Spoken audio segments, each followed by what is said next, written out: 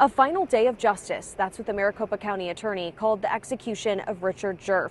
This marks the state's second execution in 2025, following a years-long break. Today should be about the members of the Luna family. The heinous crimes of Richard Djerf on the minds of many Friday. Defendant is guilty of first-degree murder of Damien. Djerf sat on death row for decades after pleading guilty to the murders of 4 family members back in 1993.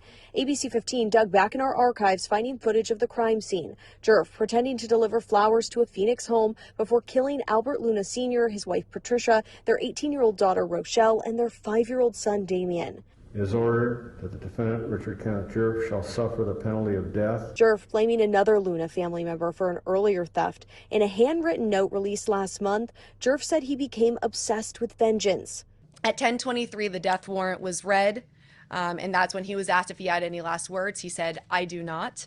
The Arizona Department of Corrections, Rehabilitation and Reentry Deputy Director saying Friday went according to policy and procedure. Mr. Djerf was pronounced dead at 10:40 a.m. Media witnesses describing in detail the process. These IVs were put in and removed several times. I counted 4.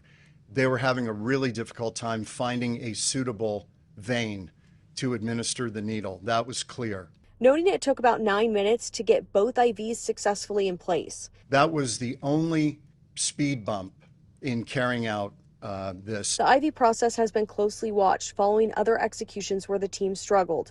Changes were recently made, including expanding the IV team and requiring quarterly training. And at that point, I noticed several noises from Djerf, including sort of a grunting sound and a puffing breath. While the state attorney general and ADCRR staff did not take questions, media witnesses did. There are people that have been critical of this process and in the past expressed concerns over things like heavy breathing.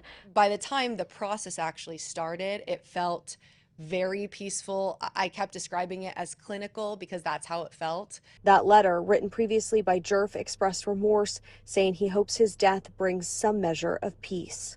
No representatives for the Luna family were at the execution or the press conference after. In Florence, Ashley Holden, ABC 15, Arizona.